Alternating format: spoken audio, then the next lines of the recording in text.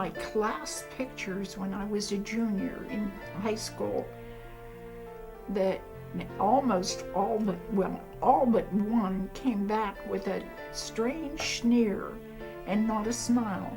I know now that was my first symptoms recorded. Well, it started with the droopy eyelid, and then it kind of hit everything. I was tripping over rocks that weren't there, or just falling. My legs got weak.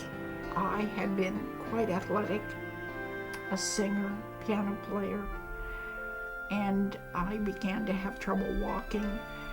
I began to have trouble talking, let alone singing, and I no longer could move my fingers with any strength to play the piano. In the 4th grade, they basically decided that I wasn't well enough to go to school, so I'd call myself a 4th grade dropout. Basically, they kicked me out. I was even kicked out of the brownies because I couldn't keep up with the other kids. I was about 8 and a half when I was diagnosed with MG. I was 16 when I first developed myasthenia, and I was 18 before anyone could diagnose it. Myasthenia gravis is not a well-known disease.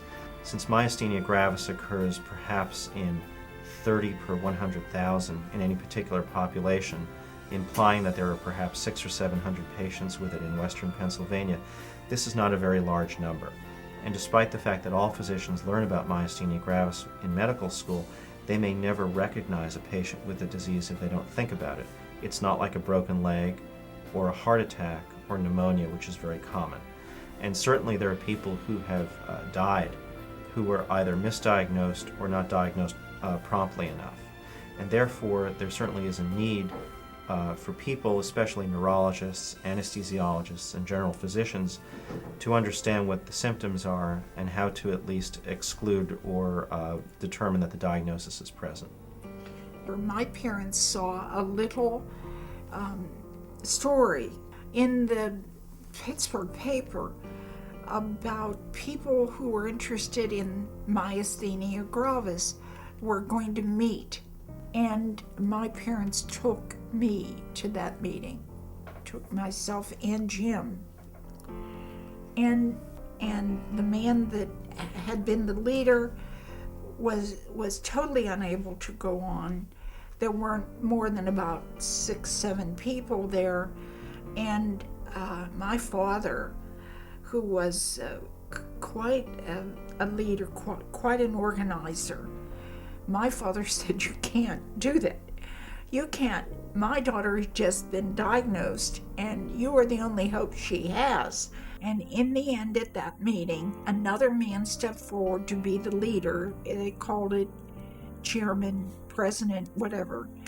And my father was the vice chair or president. And that lasted about 6 months. And when that man, the disease was overwhelming, and then my father just took over. And my father led that growing organization because that's what he did. He made it grow for more than 10 years. MGA facilitates the patient's mind, body, and soul. We are so much more than just a doctor's office. They get emotional support through our social worker. There's patient advocacy for their medications. And there's a support system with other patients with myasthenia gravis. They had told me that I would not live to be 21. And that myasthenia was that deadly, that I would choke to death or have trouble breathing and get pneumonia and die. I've lived with myasthenia for, 57 years? And I'm out, chopping trees and taking electric chainsaws and running rototillers and loving every moment of it. The organization has been a big part of my life. It helped me with the self-esteem.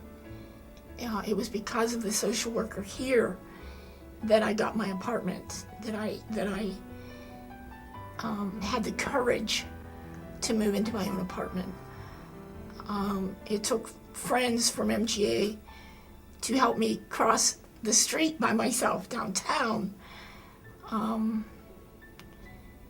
It was a big part of my life, and it still is, and it probably always will be.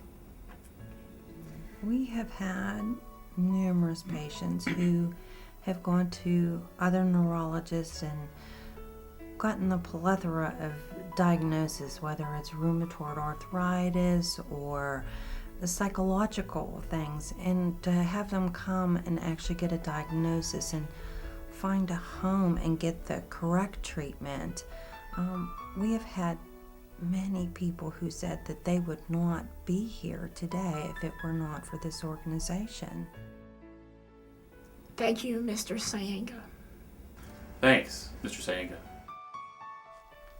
Thank you, Mr. Sayanga. Thank you, Mr. Sayanga. Thank you, Mr. Sayanga. Thank you, Mr. Sayanga. Thank you, Mr. Sayanga. Thank you, Mr. Sayanga, for the Myasthenia Gravis Foundation. I would say to my father, thank you, Dad. Thank you very much. And I thank you for all of the other people who have been helped because of your care and your love.